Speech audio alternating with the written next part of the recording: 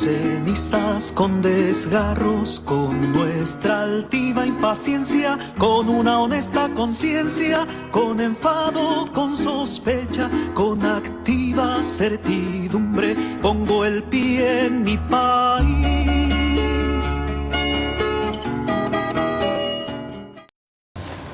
Bueno, buenas tardes, casi noches. Mi agradecimiento a Rosana por estar acá en esta reunión muy sorprendentemente interesante, que ahora entenderán por qué. Yo voy a hacer una presentación que tiene que ver con exilios latinoamericanos y sobre todo con ciertas cuestiones historiográficas, metodológicas y temáticas. Una especie de ¿dónde estamos? Más o menos. Pero yo necesito luz. Estudiar las experiencias de exilio en América Latina requiere de una lectura atenta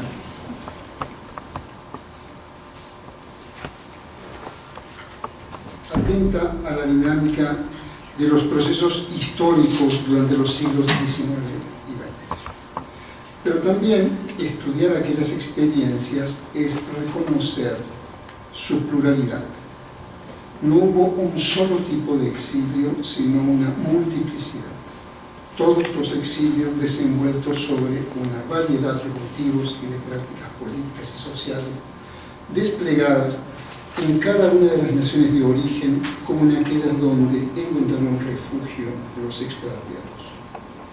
En este sentido, los fenómenos de exilio son dinámicos, siempre modulados por los procesos de institucionalización, crisis y reformulación de los parámetros de la política latinoamericana.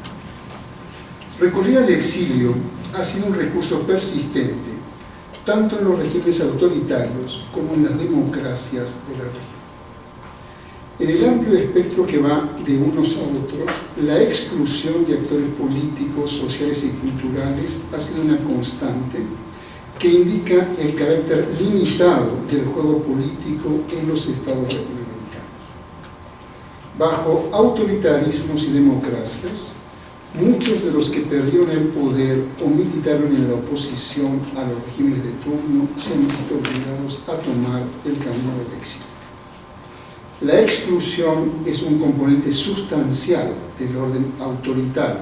Sin embargo, no han sido pocos los casos en América Latina en donde la exclusión más refinada o matizada ha estado presente también en aperturas democráticas como consecuencia de situaciones de conflictividad social y política. A menudo, las democracias han declarado su respeto a los derechos ciudadanos, pero al igual que en el autoritarismo, han utilizado la persecución y el destierro de ciudadanos y residentes que expresaron voces discrepantes. En este sentido, el uso periódico del exilio puede ser valorado como una evidencia de la naturaleza incompleta y excluyente de las formaciones estatales en la región. El exilio, bajo distintas definiciones y condiciones operativas que van del desplazamiento forzoso y el extrañamiento a la expatriación y a la migración voluntaria pero precipitada, ha desempeñado un papel vital en la configuración, en las formas y estilos de la política latinoamericana. Sin embargo, a pesar de su ubicuidad, esta práctica aún es un espacio escasamente investigado, con una presencia muy reducida en el corpus teórico de las ciencias sociales y en el universo de la historiografía contemporánea. A pesar de lo atractivo que resulta el tema, hasta hace unos años su estudio ocupó un lugar marginal en la reflexión sobre los procesos de constitución del orden político latinoamericano. En términos políticos, la última generación de dictaduras y aperturas democráticas en América Latina despertó un sostenido interés por el tema, asociándolo por vez primera a prácticas violatorias de los derechos humanos.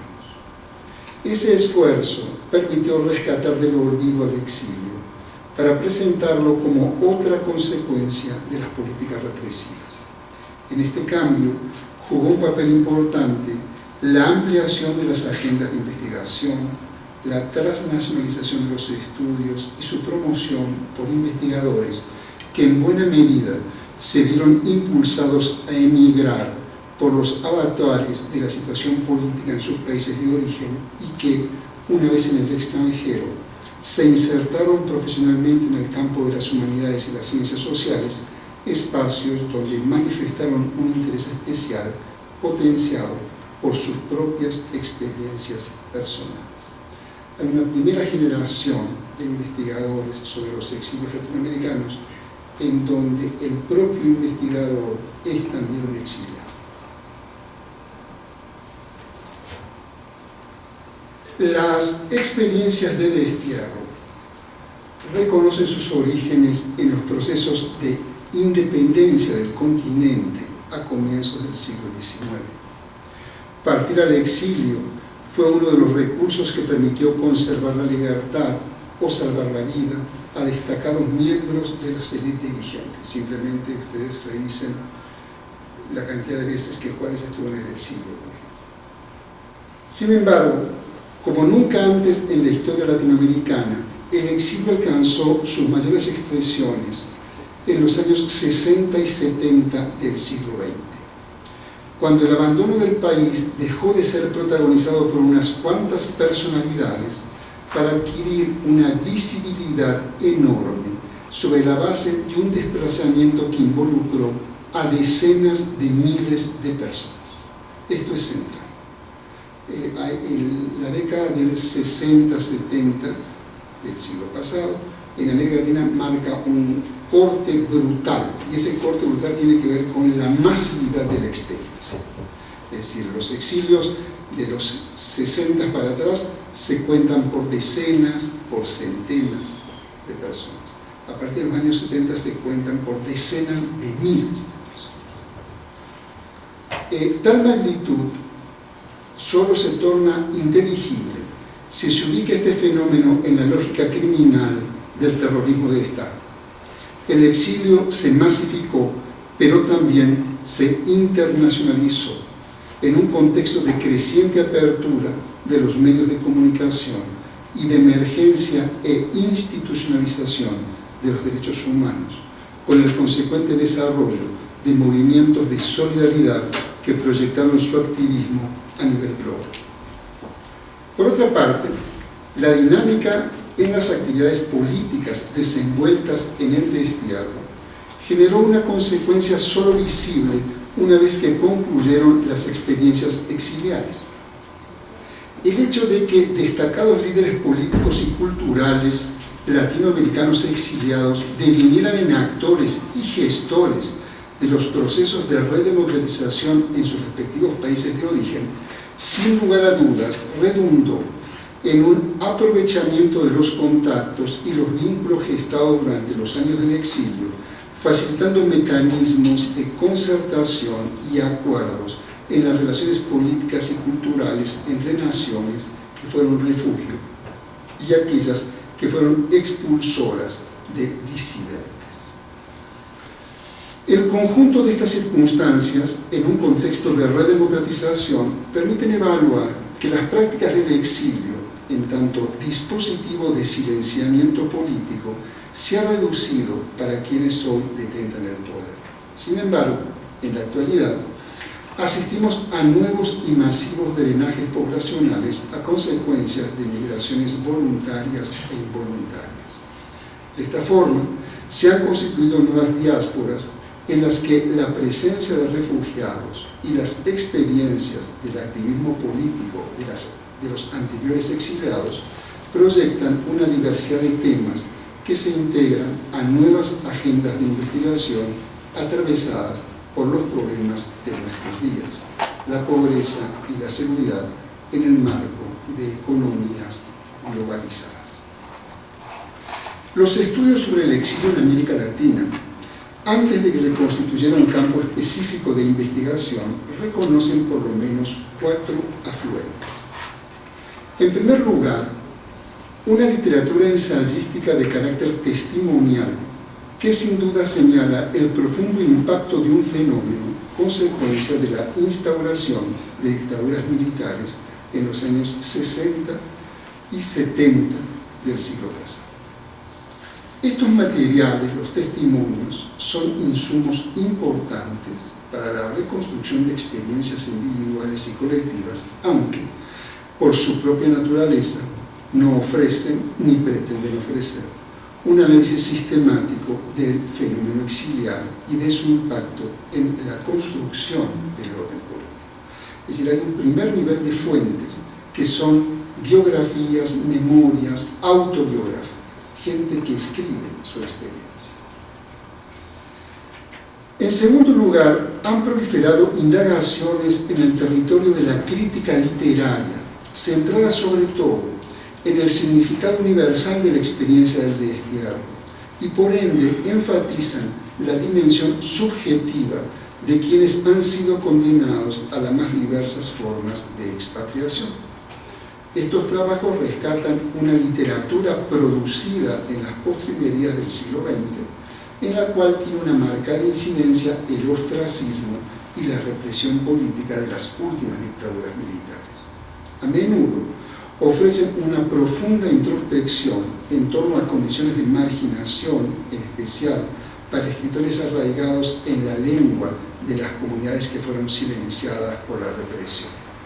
Por su naturaleza disciplinar, estos estudios son importantes para aproximarse a las condiciones y temáticas de la producción literaria exiliar, aunque, al igual que los testimonios, es limitada su contribución al estudio metódico de las repercusiones y el papel que el exilio ha jugado en el campo de la política.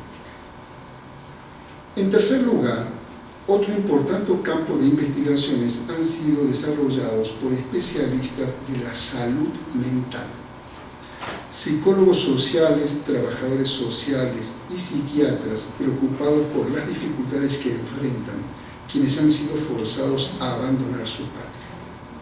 En forma penetrante, estas obras han reflexionado sobre los problemas psíquicos, consecuencias del exilio, subrayando patologías como la desconfianza, el aislamiento, el suicidio, altos índices de desintegración familiar y conflictos intergeneracionales. Estos estudios resultan fundamentales para profundizar en las dimensiones subjetivas e interpersonales de vidas desenvueltas en circunstancias de exilio y, en algunos casos, las miradas psicológicas han conseguido trascender las dimensiones personales para abrir caminos a la interpretación de conductas comunitarias o grupales. Hay reflexiones sobre todo muy interesantes en el caso uruguayo de psicólogos y psiquiatras estudiando la dinámica de una comunidad asilada en una embajada durante meses. Esto es muy interesante. Es decir, no es solo la experiencia personal o la experiencia clínica de un psicólogo atendiendo a un exilado, sino las miradas sobre las conductas grupales.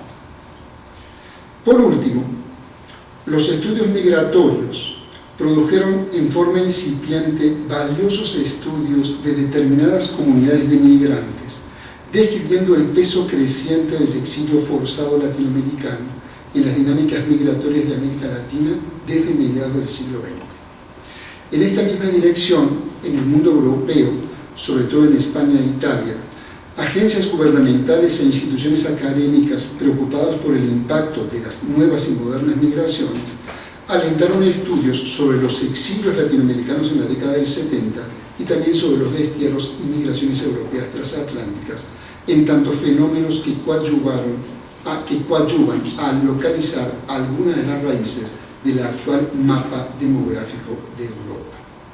Estas indagaciones, de alguna manera, se sumaron a estudios sobre los exilios europeos de entreguerras, donde se había trazado el recorrido político de comunidades de refugiados antifascistas, antinazis, y republicanos españoles emigrados a América Latina. Es decir, en los estudios demográficos hay algunos atisbos, este no era el sentido de estos estudios, del peso de estos flujos poblacionales en un universo total de emigración. Entonces se puede ver en el estudio de estas dinámicas de población cómo la inmigración de determinados países de América Latina crece sustancialmente a partir de las dictaduras. No se podría extrapolar, es difícil demostrarlo, de que un conjunto importante de estos flujos corresponden a una migración política, a un exilio político. En este contexto, y desde mediados de los años 90, ha comenzado a surgir investigaciones, en buena medida publicadas bajo el formato de obras colectivas, que conjuntan el esfuerzo que de manera aislada realizaron distintos académicos en el campo de las humanidades y las ciencias sociales, al tiempo que, de manera más reciente, han aparecido obras monográficas, investigaciones en profundidad, referidas a experiencias de exilios de comunidades nacionales. Básicamente los casos más estudiados son los argentinos, brasileños, chilenos y uruguayos.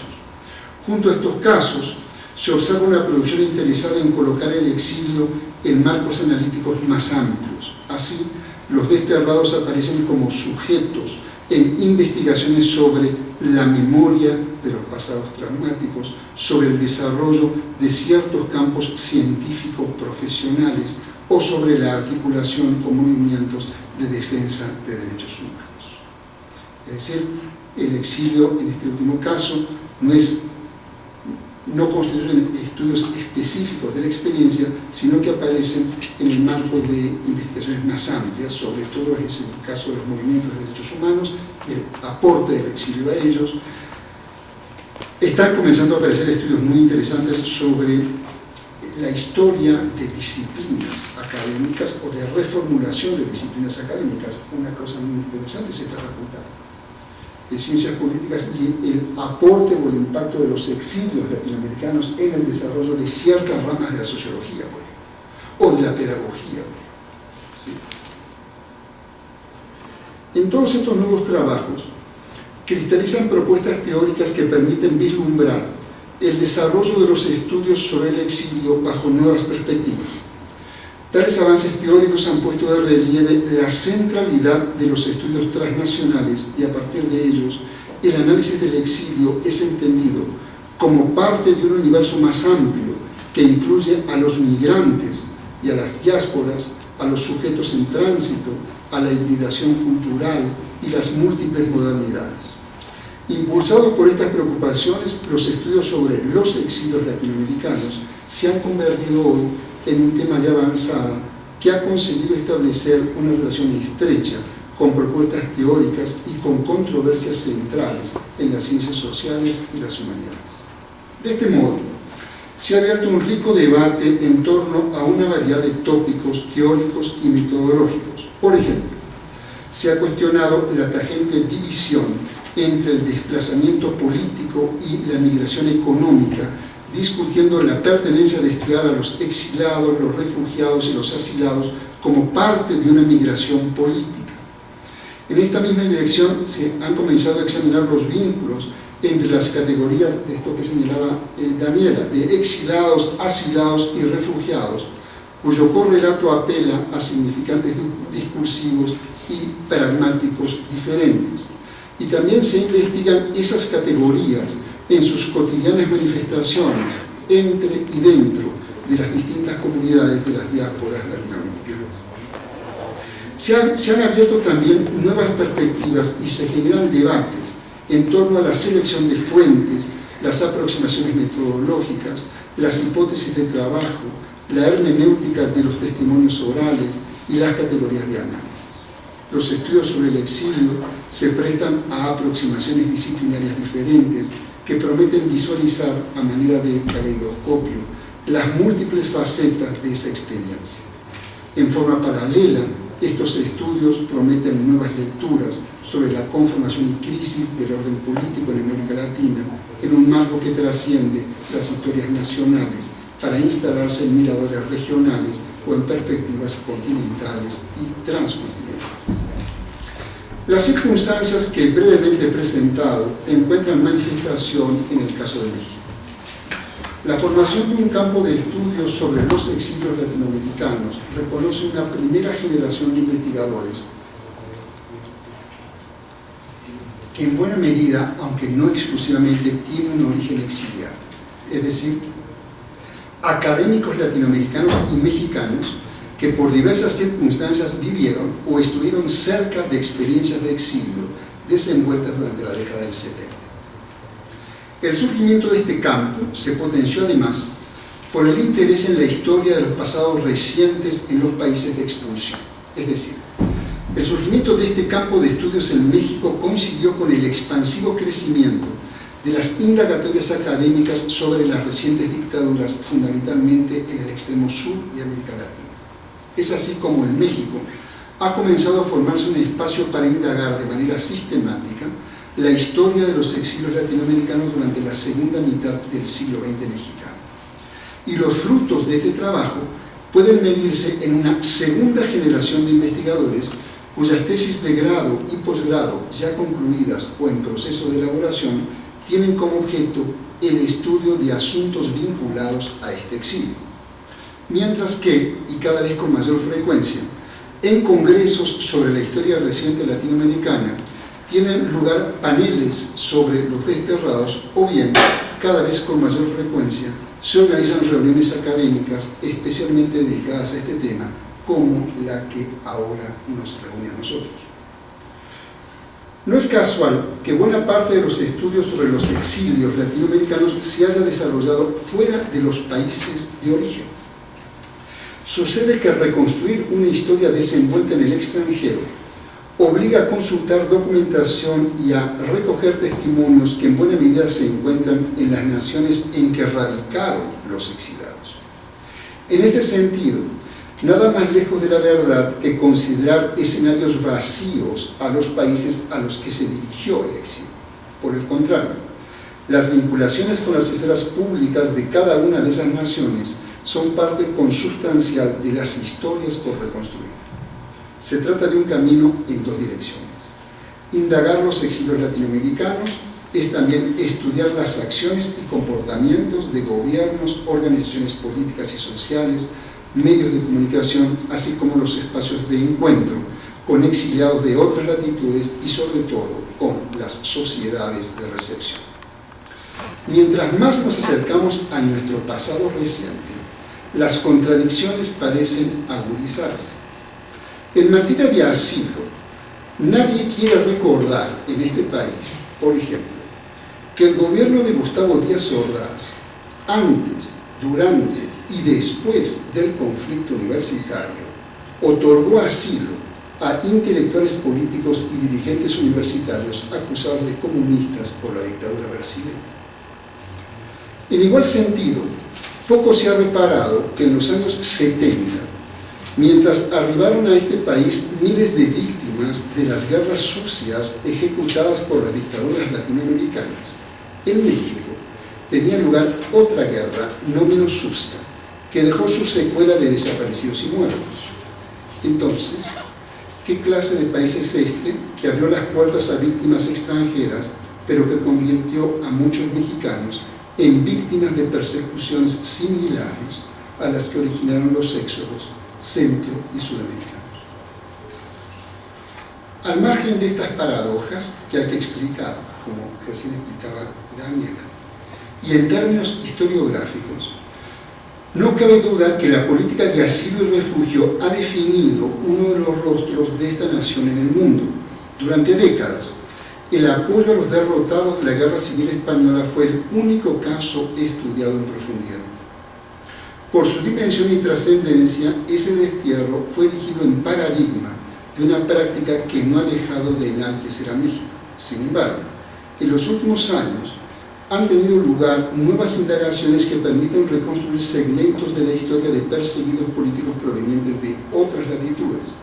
Este esfuerzo cristaliza en una variedad de trabajos que, aunque muy desiguales entre sí, valorados en conjunto, permiten delimitar un campo de estudio en la historiografía mexicana, donde el caso español ocupa un lugar destacado pero ya no único.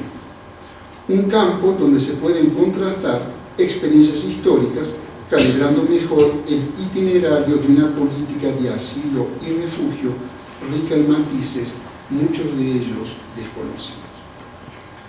Buena parte de las dificultades para estudiar a los exilios radica, como decía Daniela, en la inexistencia o dificultad para acceder a fondos documentales que faciliten una aproximación tanto al carácter cuantitativo como cualitativo. Hay pocos registros escritos y los que existen dan una idea parcial de un fenómeno que marcó a millares de latinoamericanos residentes en México.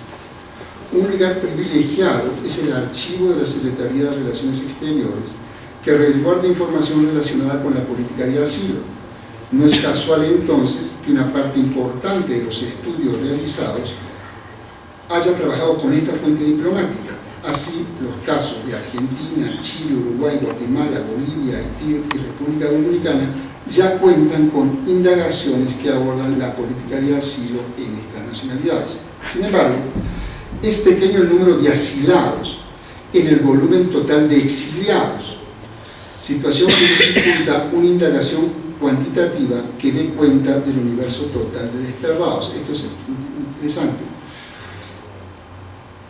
La enorme mayoría de los exiliados latinoamericanos en México no eran asilados políticos, es decir, no llegaron, por lo que explicó Daniela, a través de un ingreso en una embajada mexicana. Llegaron como llega un inmigrante, llegaron como turistas y luego se convirtieron en migrantes. De tal manera de que extrapolar en el flujo total de migración a aquellos que vinieron por razones económicas y aquellos que llegaron por razones políticas es prácticamente imposible, porque no hay información migratoria que permita esa extrapolación. No sé si se entiende. Si uno entra por la ventanilla de inmigrante, no hay manera de discriminar si llegué por ser perseguido político o llegué porque soy futbolista y me contrataron los Pumas. No hay manera, ¿no? Bien, por otra parte, es decir, habría algunas posibilidades de hacer esto, pero para eso se requieren fuentes de naturaleza migratoria que, aunque muy fragmentarias, existen, pero que aún no están a disposición de los investigadores. Por otra parte, a diferencia del caso español o del excepcional caso polaco en los últimos años de la Segunda Guerra Mundial, los exilios latinoamericanos no han dejado fondos documentales relacionados a sus vidas comunitarias, a sus organizaciones políticas o a sus espacios de sociabilidad. Estos documentos existen, fragmentados y desperdigados, pero están en manos básicamente de particulares, con algunas honrosas excepciones, como es el caso del archivo Gregorio Seltzer, depositado y resguardado en la Universidad Autónoma de la Ciudad de México. La pobreza de fuentes para reconstruir la vida comunitaria, sobre todo sus aspectos políticos y organizativos, contrasta, sin embargo, con la abundante información que contiene la fuente hemerográfica.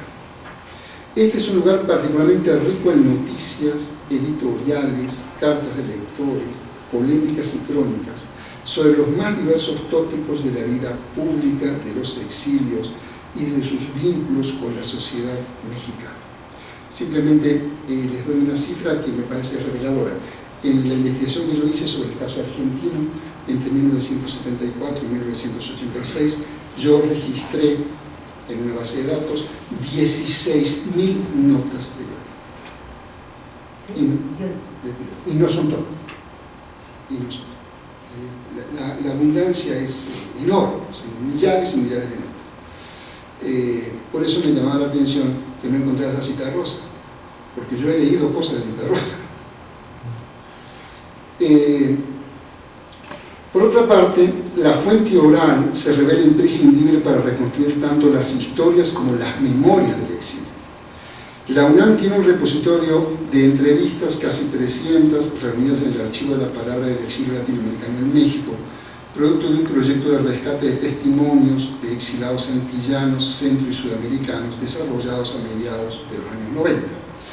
No son una muestra representativa de todas las voces en el exilio, nunca pretendieron serlos, pero las voces en ese archivo constituyen un buen inventario de los temas y las preocupaciones que recorren la historia de los exilios, entre otras, los motivos del exilio, las rutas hacia México, los encuentros y desencuentros con México y los mexicanos, las militancias políticas, los espacios de sociabilidad, los empleos, miradas desde la condición de ser hombre o de ser mujer, los retornos, los no retornos, las reinserciones en los países de orígenes, etc.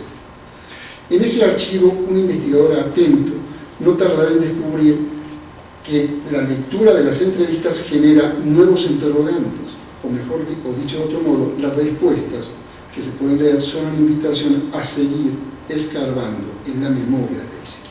En suma, concluyo de la misma manera que comencé. Hablar del exilio latinoamericano en México es hacer alusión a un fenómeno múltiple y heterogéneo. Hay diferencias en las nacionalidades de origen, en las experiencias políticas y en los países de recepción. Hay diferencias de género, de edades, de formación profesional, de compromiso político, de duración del exilio, diferencias que además se reproducen en el interior de cada uno de los exilios. Cualquier aproximación a la experiencia del exilio que no parta de este supuesto, que no intente penetrar la complejidad del fenómeno, que no atienda a los conflictos, a las ambigüedades y a las confrontaciones, estará condenada a reproducir visiones planas e incompletas, visiones prejuiciadas y en muchos casos románticas, como decía Daniel. La buena investigación, por el contrario, está obligada a dar cuenta de las texturas y los matices, está obligada a contar lo que pasó y no lo que nos hubiera gustado que pasara. Muchas gracias.